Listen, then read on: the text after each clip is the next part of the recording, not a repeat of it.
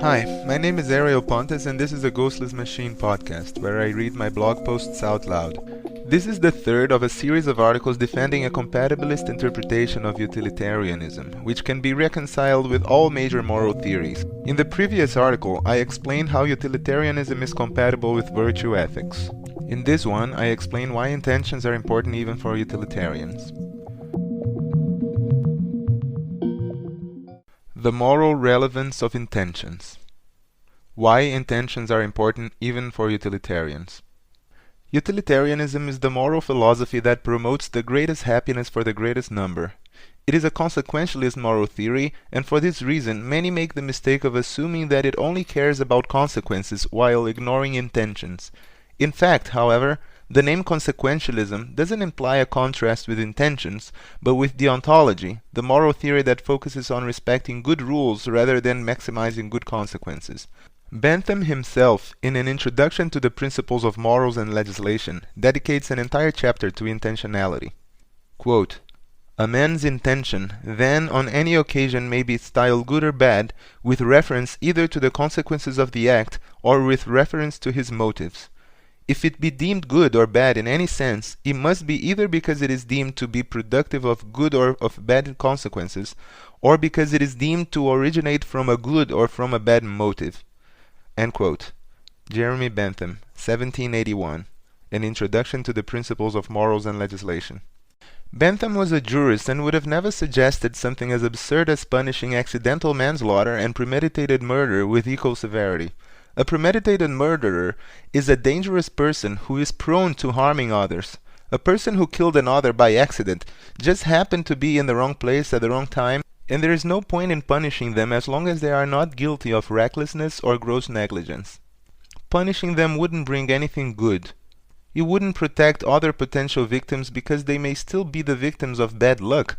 It wouldn't deter other people because nobody controls accidents, and there would be no point in trying to rehabilitate this person because there's nothing wrong with them.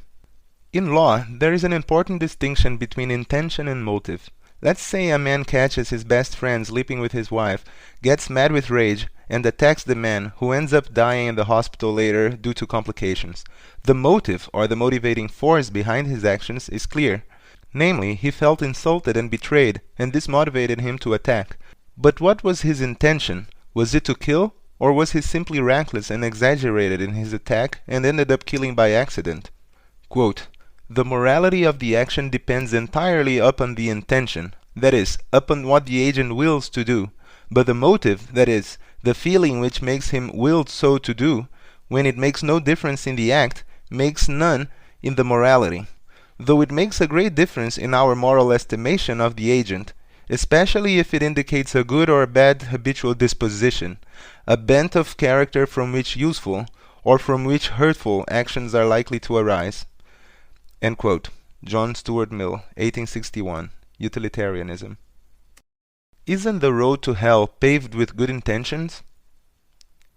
As the saying goes, the road to hell is paved with good intentions. This is something many will bring up when discussing, for example, American foreign policy and the collateral damage of their military operations. Conservatives will often defend the US, claiming they had no intention to harm innocents, while the more radical on the left might say their intentions don't matter at all and that Americans are the real terrorists. But the relevant question here is not whether intentions matter or not, because they very much do. The relevant question is how foreseeable the consequences of those actions were and how negligent those involved. When we say the road to hell is paved with good intentions, we are not making a case against the relevance of intentions. We are making a case against taking irresponsible risks, against being negligent, against being reckless. So yes, sometimes you are blameworthy even if you didn't have bad intentions. But if you are responsible, not negligent, but still by sheer bad luck a child jumps in front of your car while you're driving within the speed limit, then no, you are not blameworthy. Conclusion. It is clear that for utilitarians, both the motive and the intention are important when analyzing the moral character of actions and individuals. If somebody says that, according to utilitarianism, a person who attempts a murder and fails is more ethical than a person who accidentally killed another one, they clearly don't understand utilitarianism. They are simply drawing hasty conclusions from their own misguided and naive interpretation of the word consequentialism. A person who attempts murder is dangerous. They must be imprisoned. They must be rehabilitated. Potential victims must be protected from them.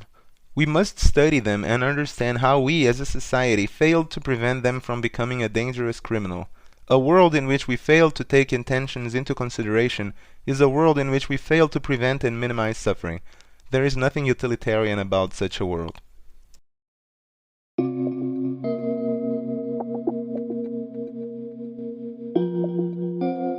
If you like this podcast, please like, share, subscribe, and support me financially if you want me to produce more content.